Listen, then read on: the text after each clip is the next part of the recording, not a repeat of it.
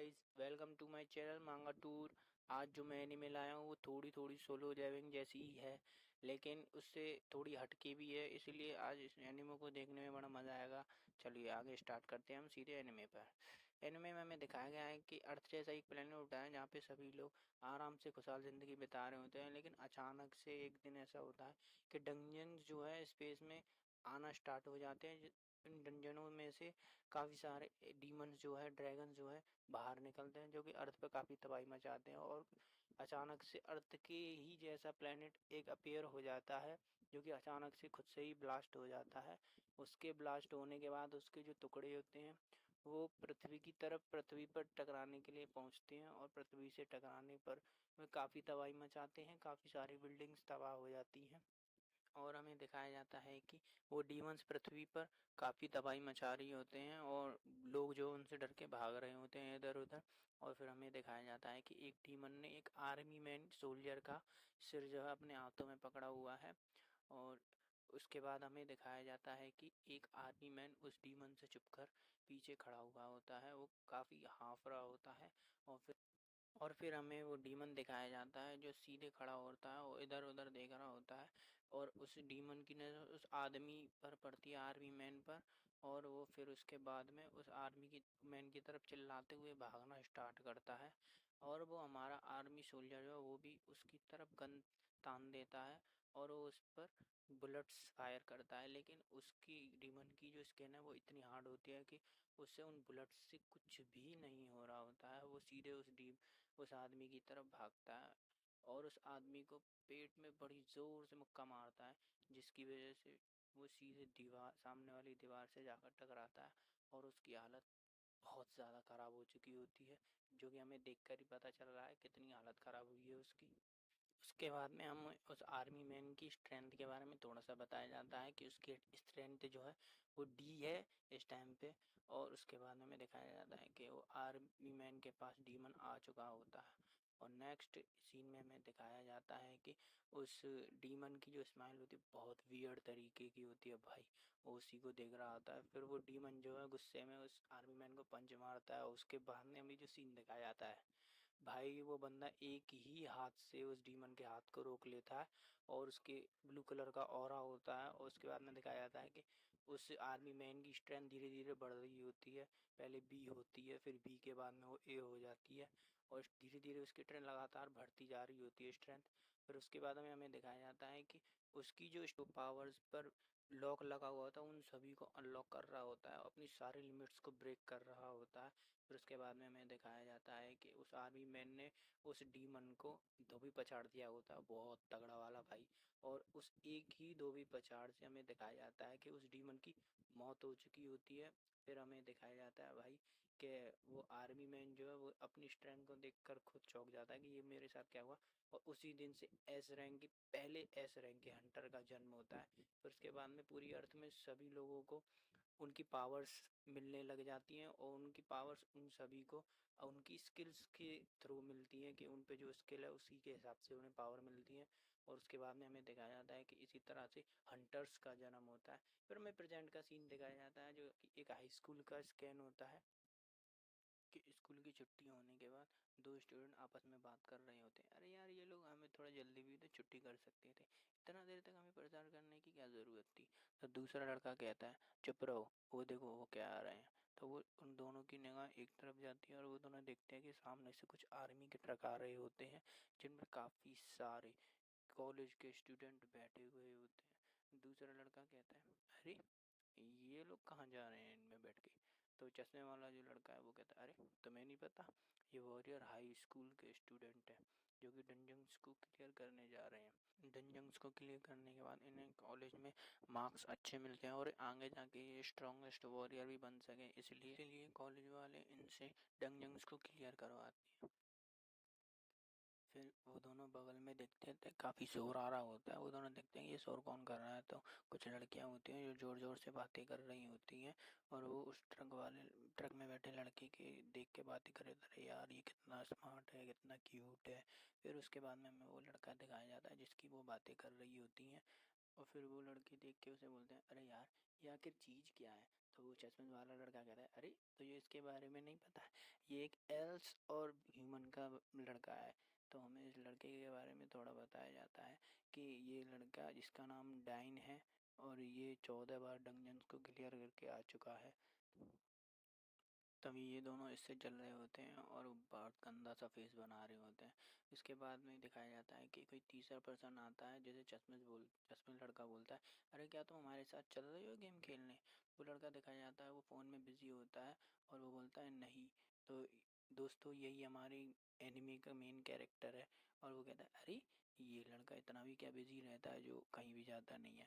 तो उसका जो चश्मे दोस्त है वो उसके पेट में बड़ी ज़ोर का मुक्का मारता है और वो बोलता है, तुम इसके बारे में ऐसा नहीं बोल सकते, तुम्हें पता भी है ये इतना बिजी क्यों रहता है। फिर हमें उस लड़के के बारे में बताया जाता है कि उसके फादर जो है वो हमेशा ही बीमार रहते हैं और हॉस्पिटल में रहते हैं, जिसका हॉस्पिटल का खर्चा उठाने के लिए वो लड़का हमेशा हार्ड वर्क करता रहता है। और तभी उसको उसके बॉस का मैसेज आता है और तभी डाइन देखता है हमारे मेन कैरेक्टर की तरफ और वो थोड़ा सा शॉक्ड में होता है। हमारा मेन कैरेक्टर वहाँ से जा रहा होता है और डाइन कहता है, पता नहीं क्यों मुझे इस लड़के के अंदर से अजीब सी एनर्जी का एहसास हो रहा है। तभी उस डाइन का फ्रेंड जो होता है वो उसे बोलता है, क्या हुआ, कुछ हुआ है क्या। तो डाइन कहता है, नहीं नहीं कुछ नहीं, ऐसा कुछ भी नहीं है। तभी हमारा मेन कैरेक्टर दिखाया जाता है जो अपने कान में बड्स लगा रहा होता है और वो सोच रहा होता है, यार मुझे ये काम करना बिल्कुल भी पसंद नहीं है।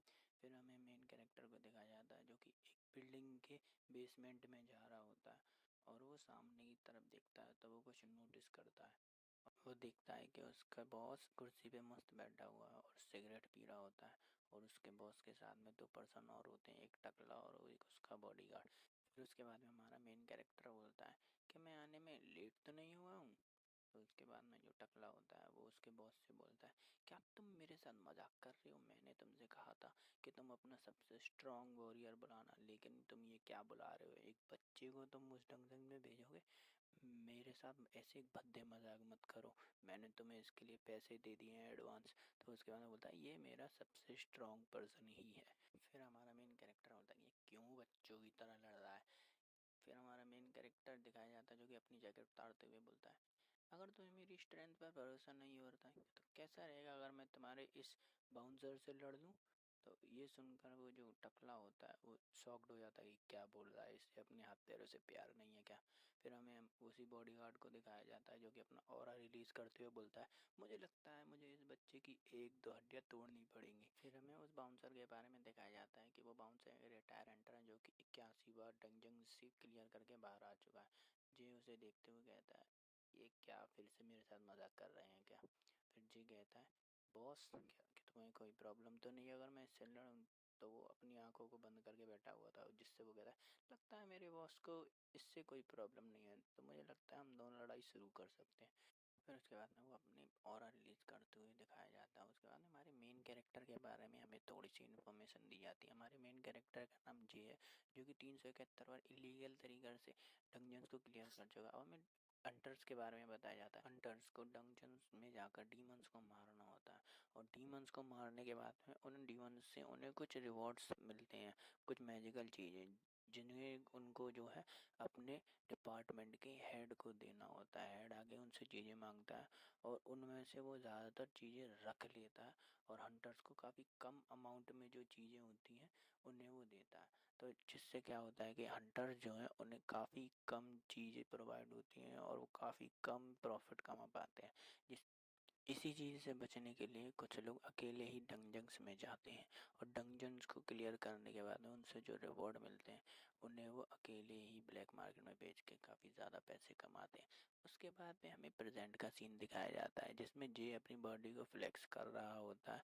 और उसके बाद में नेक्स्ट सीन दिखाया जाता है कि टकला जो है उसके बॉस से बोलता है कि तुम्हें शायद पता नहीं है, मेरा जो ये बॉडीगार्ड है उसने अपने ही काफ़ी ज़्यादा साथियों को इसी वजह से अपने हाथों से मार दिया क्योंकि वो कमज़ोर थे और उसकी बातें नहीं सुनते थे। हमें वो सीन दिखाया जाता है जिसमें वो अपने हाथों से अपने साथी को मार रहा होता है। फिर जय बोलता है, ओहो ये तो काफ़ी गलत बात है, तुम अपने ही साथियों को अपने हाथों से मार चुके हो। और वो बोलता है, आज मैं तुम्हें भी अपने हाथों से मारने वाला हूँ, देखते जाओ क्या होता है। उसके बाद में जे शॉक्ड हो जाता है और वो बोलता है, लगता है मुझे आज तुम्हारी इस गलतफहमी को दूर करना ही होगा। उसके बाद में हमें दिखाया जाता है कि जे का बॉस बोलता है, आज तो लगता है जे इसको अच्छे से मजाक चकाने ही वाला है। इस गाने हम देखते हैं वो हंटर जो है जे के फेस पे पंच मारने की कोशिश करता है, लेकिन वो काफ़ी ज़्यादा शॉक्ड हो जाता है ये देख कर कि जे जो है उसकी पंच को बड़े ही आसानी से डॉज कर लेता है और काफ़ी कूल लुक देता हुआ दिखाया जाता है। उसके बाद में हमें दिखाया जाता है कि जे जो है उसके ऊपर हंस रहा होता है और वो जो हंटर जो काफ़ी गुस्सा हो जाता है और उसके फेस पे फिर से एक और पंच मारने की कोशिश करता है। उसके बाद में हमें दिखाया जाता है कि जे जो उसकी गर्दन पे काफ़ी ज़ोरदार किक मारता है, जिससे उसकी हालत जो है पतली हो जाती है, जो कि हमें अच्छे से दिखाया जा रहा है। फिर जे कहता है कैसी रही, और मार खानी है, इतनी मार काफ़ी है। फिर हमें हंटर का सीन दिखाया जाता है जो कि सोच रहा होता है कि ये लड़का कोई मामूली लड़का नहीं है, इसने जो भी मुझे किक मारी वो बहुत प्रोफेशनल थी। अगर आज मैं इससे हार गया तो मेरी तो घनी बेइज्जती हो जाएगी यार। फिर हमें अंटर दिखाया जाता है जो कि गुस्से में अपनी शर्ट को फाड़ता है। उसके बाद हमें जो नेक्स्ट सीन दिखाया जाता है वो जे के बॉस का दिखाया जाता है जो कि बोल रहा होता है कि मुझे लगता है तुम्हारे इस बॉडीगार्ड को समझ में आ गया कि मेरा जे क्या चीज़ है।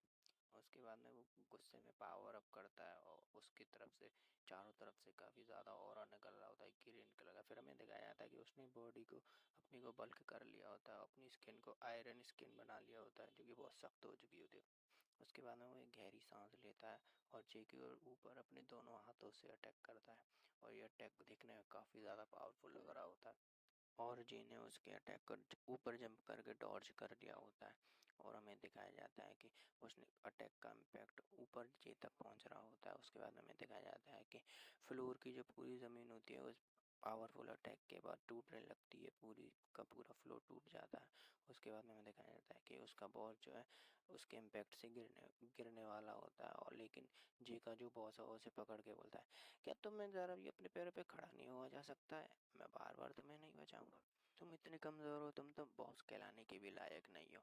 उसके बाद में हमें दिखाया जाता है कि जो हंटर है वो जे की तरफ बढ़ रहा होता है और नेक्स्ट सीन में हमें दिखाया जाता है कि वो जो हंटर है वो जे के ऊपर बहुत ज़्यादा पावर के साथ जो है अपने पंच से अटैक करता है, लेकिन जे जो है उसे डॉज कर लेता है। फिर हमें दिखाया जाता है कि उसका हाथ जो है उस दीवार में डस चुका होता है, वो बहुत ज़्यादा पावरफुल अटैक था। ये देखता है कि ये अगर मुझे पड़ जाता तो आज तो मेरी हालत ही ख़राब हो जाती। फिर जे का बॉस अपने मन में सोचता है ये दोनों इसी तरह लड़ते रहे तो ये तो मेरी पूरी बिल्डिंग को ही तबाह कर देंगे। फिर हमें वो हंटर दिखाया जाता है जो कि बोल रहा होता है क्यों बच्चे निकल गई सारी हेकड़ी। फिर उसके बाद में जे कोई बॉस जे से बोलता है कि अरे ये जो पूरी तबाही हो रही है इसका खर्चा मैं तुम्हारी सैलरी से कट करूंगा। जे बोलता है क्या, अब तो मुझे इसको जल्दी हराना होगा वरना ये सारा पैसा मेरी सैलरी से काटेगा। फिर वो हंटर कहता है तुम्हें क्या लगता है मैं इस लड़ाई को इतनी जल्दी खत्म हो जाने दूंगा। फिर जे अपने बगल में पड़ी एक रॉड को उठा लेता है और उसके बाद में उस रॉड को उठाते हुए कहता है सॉरी पर मैं थोड़े जल्दी में हूँ, इसलिए मुझे तुम्हें जल्दी ख़त्म करना होगा। रॉड को उठा के जे बोलता है ये तुम्हें हराने के लिए काफ़ी होगी। इतने में वो जो हंटर होता है वो गुस्सा हो जाता है, वो अपनी पूरी स्ट्रेंथ के साथ जे को पंच मारने के लिए आगे बढ़ रहा होता है। और फिर हमें दिखाया था कि उस पंच में वो अपनी पूरी ताकत लगा रहा होता है और उसकी आई भी ग्रीन हो चुकी होती है। उसके बाद में जे को दिखाया जाता है जो कि एक अजीब सा स्टैंड लेके तैयार हो चुका होता है उसको हिट करने के लिए। वो हंटर दिखाया जाता है वो अपनी पूरी ताकत लगा रहा होता है और जे जो है अपने अटैक के लिए काफ़ी फोकस्ड खड़ा हुआ होता है। उसके बाद में दिखाया जाता है कि जे जो है अपना अटैक चार्ज कर देता है उस हंटर पे और वो हंटर भी अपना अटैक चार्ज कर रहा होता है। जी का जो अटैक है वो सीधे जाके हंटर को लगता है और वो अटैक इतना ज़्यादा पावरफुल होता है कि उसका जो ब्लू कलर का ऑरा होता है वो चारों तरफ ग्राउंड फ्लोर में फैल चुका होता है। उसके बाद में हमें दिखाया जाता है कि जो हमारा हंटर होता है उसकी हालत इस अटैक से बहुत ज़्यादा ख़राब हो चुकी होती है और उसके बाद हमें जे को दिखाया जाता है जो कि उस अपने इस अटैक को फिनिश करने के बाद में खड़ा हुआ होता है। फिर हमें दिखाया जाता है कि वो टकला बॉस है वो कहता है क्या सिर्फ एक ही अटैक, इसी में मेरा बंदा हार गया। फिर उसके बाद में जे को दिखाया जाता है जो उस हंटर के बाद बगल से ही निकल रहा होता है। फिर हमें दिखाया जाता है कि हंटर बोलता है आखिर ये किस तरीके का अटैक था और आखिर तुम हो कौन। फिर उसके बाद में जे को दिखाया जाता है जो काफ़ी स्टाइल मारते हुए अपने बालों में हाथ देता है। फिर उसके बाद में हमें नेक्स्ट सीन दिखाया जाता है जे की मेमोरी दिखाई जाती है जिसमें एक पर्सन को दिखाया जाता है। फिर हमें जे का बचपन दिखाया जाता है नेक्स्ट सीन में जिसमें जे जो है अपने ही घर में कुछ करने को होता नहीं था तो इधर उधर घूमता रहता था। फिर उसके बाद में दिखाया जाता है कि जे जो है अपने घर में कुछ करने को नहीं होता था तो वो अपने फादर को ही चुपके से ट्रेनिंग करते हुए देखता था। फिर में उसके फादर को दिखाया जाता है जो कि ट्रेनिंग करने के लिए ग्राउंड में खड़े हुए होते हैं। फिर हमें जे के पिता के बारे में थोड़ा सा बताया जाता है कि जे के पिता कोई और नहीं वही आर्मी मैन होते हैं जो हमें स्टार्टिंग में दिखाए गए थे। क्योंकि आप सभी को याद ही होगा स्टार्टिंग में कौन सा आर्मी मैन दिखाया गया था। तो ये वही आर्मी मैन होते हैं जो वर्ल्ड के फर्स्ट एस रैंक हंटर होते हैं जिन्होंने अपने पावर को अवेकन किया था पहली बार। उसके बाद हमें एक हंटर्स का ग्रुप दिखाया जाता है जिसमें जे के पिता भी होते हैं और हमें बताया जाता है कि जब हंटर जो है पहली बार डंजन्स में जो है डीमंस को मारने जाते हैं तो उस रेड के दौरान उनके जो है काफ़ी सारा साथियों को अपनी जान गंवानी पड़ती है जिसको देखकर जे के फादर काफ़ी ज़्यादा डिप्रेस्ड हो जाते हैं। फिर हमें एक जो है टनल का सीन दिखाया जाता है जिसमें कुछ हंटर्स जो है एक डीमन से लड़ने के लिए खड़े हुए होते हैं। उसके बाद में हमें उस मॉन्स्टर को दिखाया जाता है जो कि काफ़ी ज़्यादा जो है इंसेक्ट जैसा लग रहा होता है थोड़ा केंचुए जैसा। उसके बाद में वो अपना पॉइजन अटैक जो है उन हंटर्स के ऊपर करता है जिसको जे के फादर तो डॉज कर लेते हैं लेकिन जो उनके साथी होते हैं वो उसे डॉज नहीं कर पाते हैं। फिर जे के फादर देखते हैं कि उस एक ही अटैक से उनके साथियों की मौत हो चुकी होती है जिसे देखकर वो भी काफ़ी शॉक्ड हो चुके होते हैं।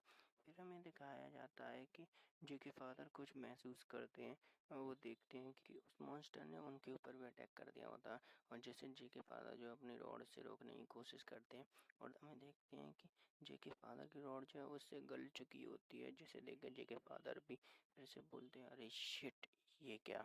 उसके बाद में हमें सीन दिखाया जाता है कि जे के पिता ने अपनी एनर्जी से उस रॉड को ठीक कर लिया होता है और वो उस डीमन के ऊपर फिर से अटैक करने के लिए जा रहे होते हैं।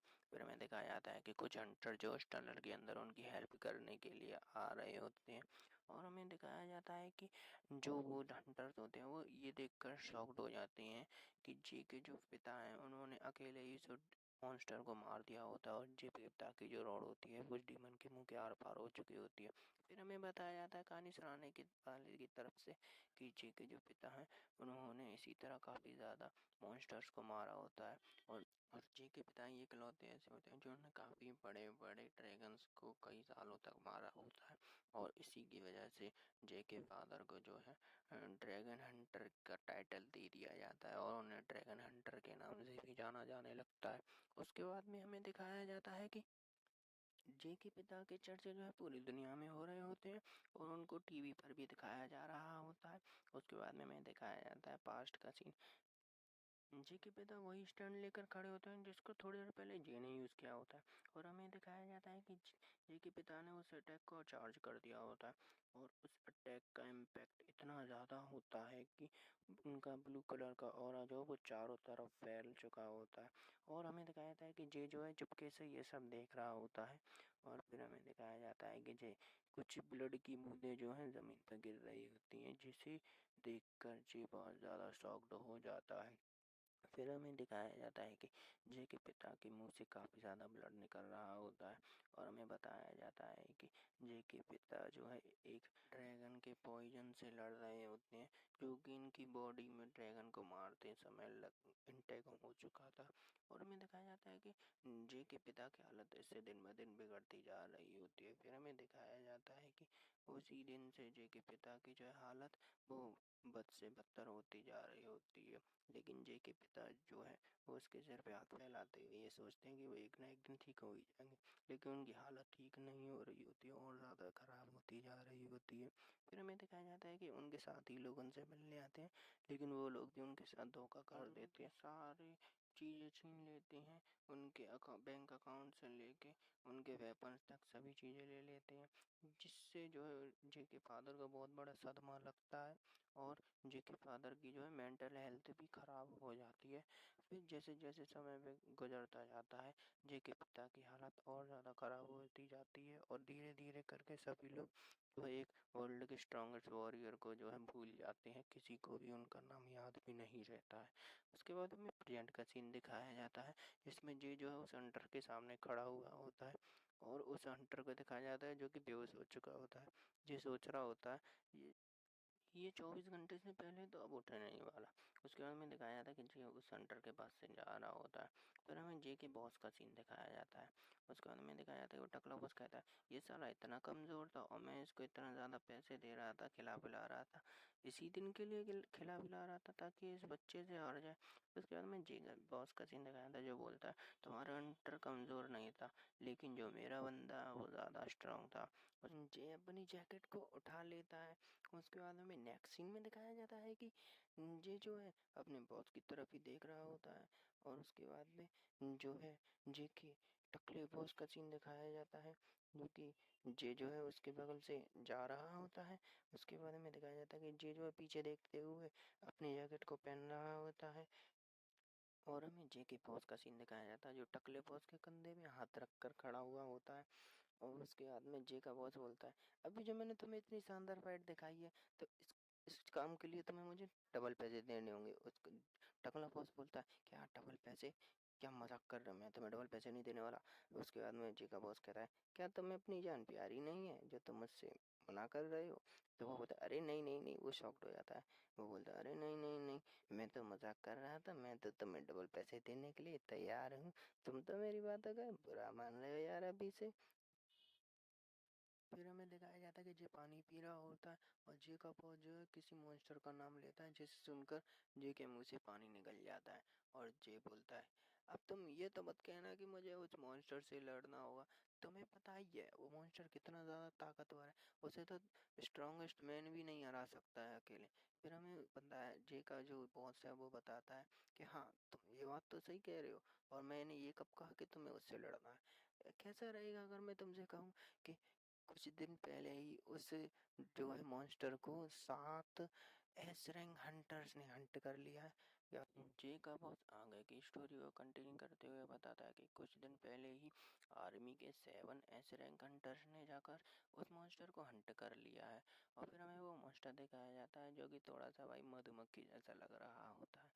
फिर हमें बताया जाता है कि उस मॉन्स्टर के अंदर से जो है गोल्डन कलर की जेली निकलती है, जैसे गोल्डन जेली बोला बोला जाता है, जो कि इतना ज़्यादा पावरफुल होती है उसकी मदद से किसी भी मुर्दे इंसान को भी जिंदा किया जाता है। फिर हमें जे का बॉस जो है वो बताता है कि उस जेली को मिलने के बाद में वो जब सभी जो हंटर्स हैं वो आ रहे होते हैं उनमें से किसी एक हंटर ने उन सभी को धोखा दे दिया होता है। और वो जो है उस जेली को लेकर अकेला ही भाग रहा होता है, लेकिन वो जो है वहीं पर फंस जाता है क्योंकि उस पर किसी और ने अटैक कर दिया होता है जिससे वो जो है वहीं पर मर जाता है।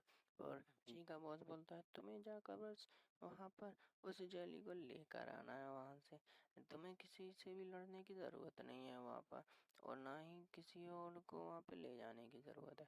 जो ये बात सुनकर शॉक्ड हो जाता है। उसके बाद हमें आगे का सीन दिखाया जाता है कि जे का बॉस उठता है और अपनी पावर से जो है वहाँ पर मौजूद सीक्रेट डंजन डोर को ओपन करने की कोशिश करता है। और वहाँ पे दिखाया जाता है कि वो गेट जो है अपीयर हो जाता है, वहाँ पर अपनी पावर से उस गेट को वो अपीयर कर देता है। उसके बाद में हमें दिखाया जाता है कि जे जो अपने ग्लव्स लेकर वहाँ जाने के लिए रेडी हो रहा होता है। जी का बॉस बोलता है और तुम्हें एक बात बता दूं कि वो जो जेली है वो बाकी मॉन्स्टर को अपनी तरफ अट्रैक्ट करती है, लेकिन हमें जे का सीन दिखाया जाता है जो कि उसकी बातों पर बिल्कुल भी ध्यान नहीं दे रहा होता है। और जे का बॉस जो है वो उसके ऊपर अपनी सिगरेट का धुआं फेंक देता है। इससे जे बोलता है अरे ये क्या कर रहे हो बॉस, मेरे मुंह पर अपनी सिगरेट का धुआं क्यों फेंक रहे हो। इसके बाद में जे का बॉस बोलता मुझे पता है तुम क्या सोच रहे हो और कहाँ खोए हुए हो, तुम सोच रहे हो कि तुम उस जेली को अपने पिता के ऊपर इस्तेमाल करोगे जिससे वो एकदम से ठीक हो जाएंगे, है ना, यही सोच रहे हो ना। जे बोलता है अरे नहीं नहीं नहीं, मुझे पता है वो जेली जो है मेरे पिता को ठीक नहीं कर सकती है क्योंकि मैं उसको अपने पिता के ऊपर इस्तेमाल नहीं कर सकता। लेकिन जे जो है उस गेट को ओपन कर रहा होता है तो वह सोच रहा होता है कि काश काश मैं उस जेली को अपने पिता के ऊपर इस्तेमाल कर सकता और अपने पिता को पहले जैसा एकदम ठीक कर पाता, ये तो बहुत अच्छा रहता। उसके बाद में दिखाया जाता है कि जे जो है उस गेट को ओपन कर रहा होता है लेकिन वो अभी भी अपने ख्यालों में ही खोया हुआ होता है। फिर हमें दिखाया जाता है कि जे जो है उस गेट को ओपन कर देता है और फिर हमें काफ़ी ज़्यादा लाइट दिखाई जाती है। उसके बाद हमें दिखाया जाता है वहाँ का सीन कि जे जो ऊपर खड़ा होकर उस पूरी जगह को देख रहा होता है और देखते हुए वो सोच रहा होता है कि यहाँ की तो सभी बिल्डिंग वगैरह जो है वो तबाह हो चुकी हैं और वो सभी जो है एक जंगल का रूप लेने लगी हैं, बिल्कुल जंगल की तरह ही हरी भरी हो चुकी हुई होती हैं। उसके बाद में जेकब बॉस कहता है कि तुम वहाँ पर उस जेली का खास कर ध्यान रखना, वो बहुत कीमती है और अपना भी ध्यान रखना, मेरे लिए तुम भी बहुत कीमती हो। तो जे बोलता है यस बॉस आप टेंशन मत लो, मुझे वहाँ पर क्या ही होगा। उसके बाद में नेक्स्ट सीन दिखाया जाता है कि जे जो है उस पहाड़ी से रस्सी के सहारे से छलांग लगा देता है और फिर हमें दिखाया जाता है कि जे जो है उससे नीचे कूद रहा होता है, नीचे गिर रहा होता है। और उसके बाद में हमें नेक्स्ट सीन में दिखाया जाता है कि जे जो है उस जंगल में काफ़ी धमाकेदार एंट्री मारता है, एकदम सुपर हीरो की तरह। फिर हमें दिखाया जाता है कि जे सोचता है वापस जाते समय मुझे इस चढ़ाई में चढ़ने में बड़ी दिक्कत हुई। आज की वीडियो हमारी यहीं ख़त्म होती है, आगे की स्टोरी को मैं अगली वीडियो में कंटिन्यू करूँगा। और ये मेरे यूट्यूब चैनल की पहली ही वीडियो है, इसीलिए मुझे इसमें थोड़ी वॉइस प्रॉब्लम ज़्यादा हो रही है, लेकिन मैं आगे से इस प्रॉब्लम को सॉल्व करने की पूरी कोशिश करूँगा। और प्लीज़ गाइस ये मेरी पहली यूट्यूब वीडियो, इसलिए लाइक सब्सक्राइब और कमेंट ज़रूर कर दें। Thank you.